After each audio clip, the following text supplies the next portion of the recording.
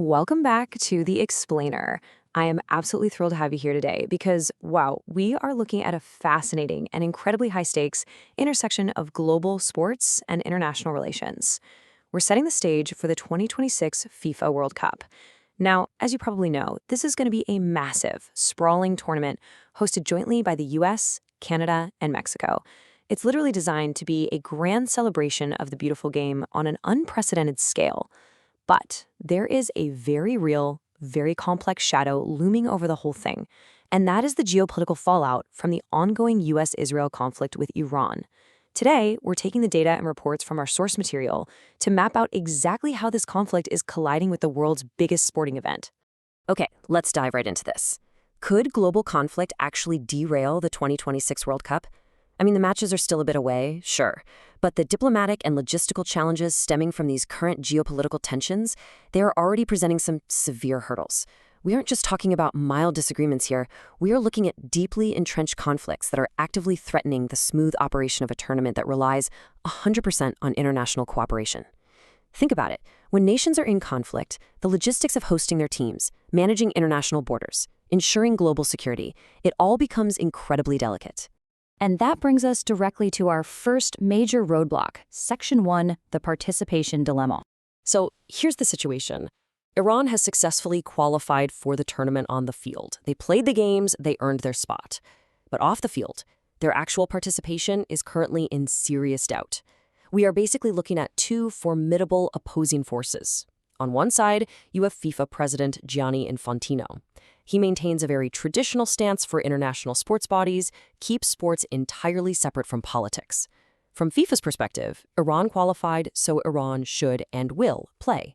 In fact, FIFA has firmly rejected any requests to relocate Iran's matches outside of the host nations. Contrast that directly with the stance of the Iranian Football Federation. Because the US is a primary host and due to the severe ongoing tensions, the Iranian FA has actually indicated a potential boycott of the United States specifically. So you literally have an immovable object meeting an unstoppable force here, an international governing body insisting the games proceed as planned, and a national federation threatening to pull out entirely due to the host's geopolitical alignments. Now, what's really interesting about this is how it translates to the real world, bringing us to Section 2, the real-world ripple effects. This diplomatic standoff, it isn't just some theoretical debate happening in closed boardrooms. It is already creating tangible impacts across three major areas. First up, logistically, regional conflicts have made travel incredibly difficult. Our sources report that closed airports have directly affected neighboring teams. For instance, it significantly hindered Iraq's ability to easily travel and compete in their own qualifying rounds. The conflict is literally closing the airspace needed to play the game. Second, from a security standpoint, the ongoing US-Iran conflict has predictably led to elevated threats surrounding the tournament. Hosting a global event like this requires immense safety protocols anyway, but these tensions dramatically increase the threat matrix the host nations have to navigate. And third, politically, we're seeing increased calls for boycotts and active protests. This has actually already resulted in thousands of tickets reportedly being canceled. So the geopolitical friction is very clearly bleeding into the logistics, the safety, and the economics of the World Cup right now. Let's just pause for a second, take a step back, and look at Section 3, Echoes of the Past. So the crucial point is, to truly understand the gravity of these current threats, we have to ask a historical question. How often does global conflict actually stop the beautiful game? Well, the answer is exactly 2 times. Throughout the entire sprawling history of the FIFA World Cup, the whole shebang has been completely canceled exactly twice due to global armed conflict. It's incredibly rare, for sure, but that number proves the tournament is absolutely not immune to the realities of a world at war. Those cancellations happened in 1942 and again in 1946. Both of those massive disruptions were the direct result of World War II. What that shows us is that when global armed conflict reaches a certain threshold, even the world's most beloved tournament has to halt. Now, fast forward to 2026. While we aren't looking at a cancellation right now, we are looking at profound uncertainty driven by these US-Iran tensions.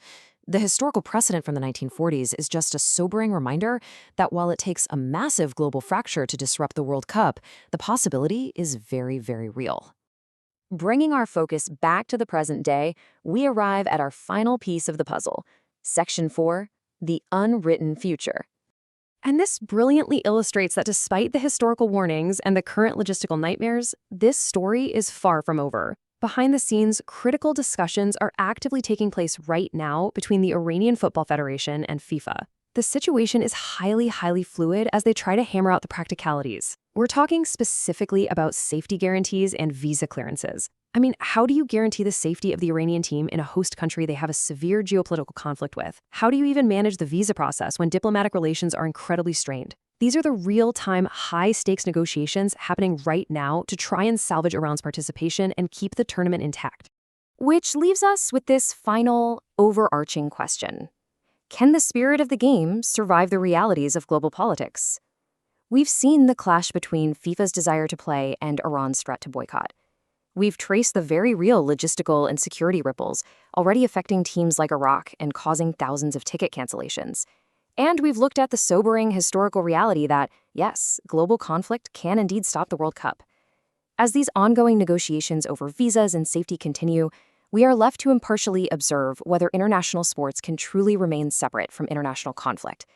It is a fascinating, deeply complex situation, and I highly encourage you to keep a close eye on how this 2026 World Cup story unfolds. Thanks so much for joining me for this explainer, and I'll see you next time.